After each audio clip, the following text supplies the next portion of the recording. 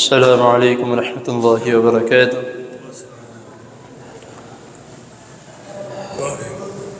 الحمد للہ الذی ہدانا لہذا وما كنا لنهتدی لولا ان ہدانا اللہ۔ اللہم صلی وسلم علی نبینا محمد صلی اللہ علیہ وسلم۔ اما بعد، حضرات محترم، رمضان المبارک کے احکام و مسائل آپ کے سامنے اختصار کے ساتھ بیان کیے جا رہے ہیں۔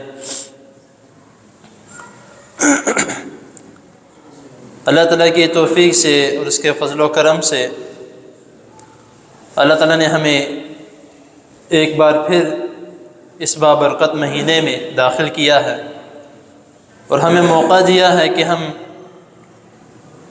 اپنے آپ کو سدھاریں، جو غلطیاں ہم سے پہلے ہو چکی ہیں اس کی معافی مانگیں اور یہ ارادہ کریں کہ انشاءاللہ تعالی اس رمضان ہم نے اپنے آپ کو اچھی طریقے سے تیار کرنا ہے، نمازیں پڑھنی ہیں، قرآن مجید کی تلاوت کرنی ہے،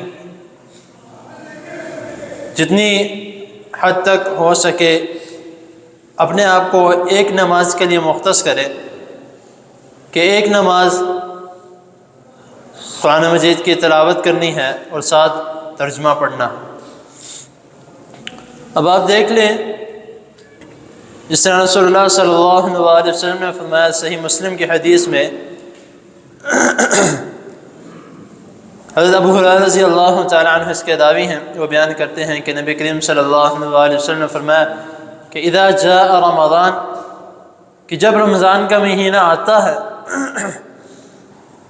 فتحت ابواب الجنہ، تو اللہ تعالیٰ جنت کے دروازوں کو کھول دیتے ہیں، وغلقت ابواب النار، اور اللہ تعالیٰ جہنم کے دروازوں کو بند کر دیتے ہیں۔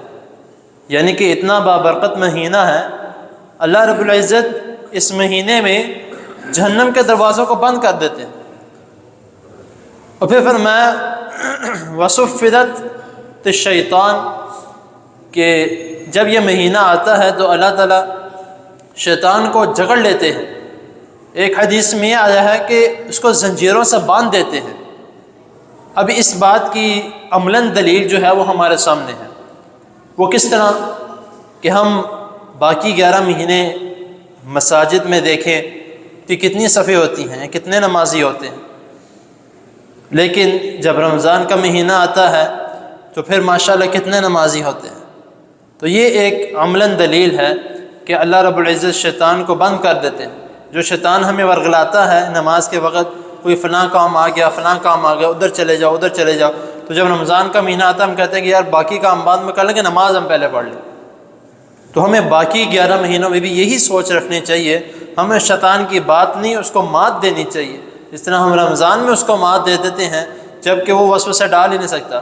2 قسم کے شیطان ہیں، ایک شیطان جس کو اللہ تعالیٰ نے بند کر دیا، اور دوسرا شیطان ہمارے اندر ہے۔